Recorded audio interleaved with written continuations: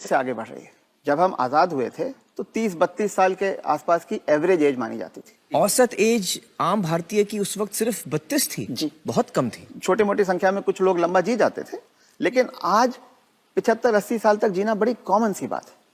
तो अब जो आदमी 75 का हो गया, उसने खुद अपनी लंबी उम्र की तैयारी ही नहीं करी, और जब उसने कोई तैयारी खुद नहीं करी है तो उसका परिवार या उसके समाज उनको कैसे तैयारी, वो कैसे तैयारी करेंगे। तो आपका ये कहने का मतलब है कि पहले तो शायद वो 60 साल तक जीता तो बहुत बड़ी बात थी, तो जब तक वो कमा रहा था वो जी रहा था, अब वो 80 साल तक जी रहा है। तो इसके जो परिणाम है वो भी इकोनॉमिक एंगल मुझे समझाइए।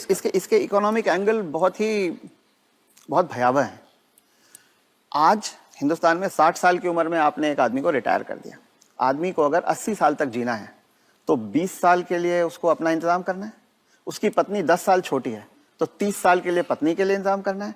औरतें आमतौर पे 5 से 7 साल ज्यादा जीती हैं, तो 35 साल के लिए उसे अपनी पत्नी के लिए फाइनेंशियल इंतजाम करना है और 20 साल के लिए खुद के लिए इंतजाम करना है।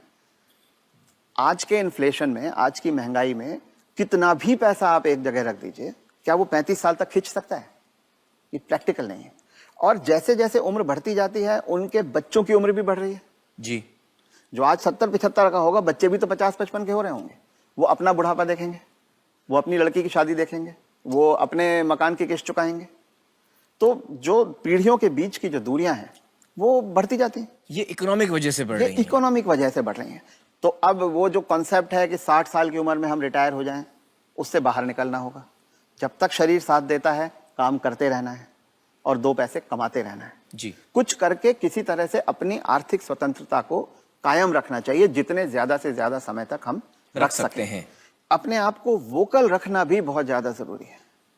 अगर मेरी परवाह मेरे परिवार वाले नहीं कर रहे हैं और अगर अड़ोसी पड़ोसी इस बात को जान जाएं, तो कोई भी बुजुर्ग कभी भी किसी परेशानी का सामना नहीं करता, क्योंकि तो चुप ना रहें। रथ साहब ये कह रहे हैं कि चुप ना रहें। अगर आपके बच्चे आपके साथ व्यवहार ठीक नहीं कर रहे हैं, सबको बताएं। तो आप सबको बताएं। जी। रथ साहब, बहुत सारे जो बुजुर्ग हैं हमारे समाज में, उन पे प्रेशर आता है बच्चों की तरफ से कि आपकी जो जायदाद है या जो घर है या जो प्रॉपर्टी है, जो कुछ भी आपके पास है, वो आप हमारे नाम कर दें। इस पे आप कुछ टिप्पणी देना चाहेंगे?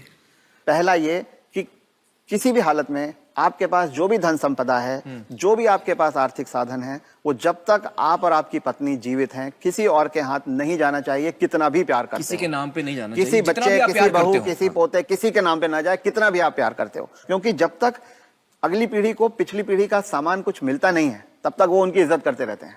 वो हाथ पांव भी दबाएंगे, वो अस्पताल भी ले जाएंगे, वो दवा दारू भी करेंगे। और वो ही माँ बाप सबसे ज्यादा सफर करते हैं जो अपने प्यार के कारण उमड़ते चले जाते हैं। मेरा बेटा, मेरी बेटी, मेरी बहू, मेरा पोता, जो ये मेरा मेरा करना जिसने शुरू किया, बस वहीं से उनके दुर्गति के दिन शुरू हो जाते हैं।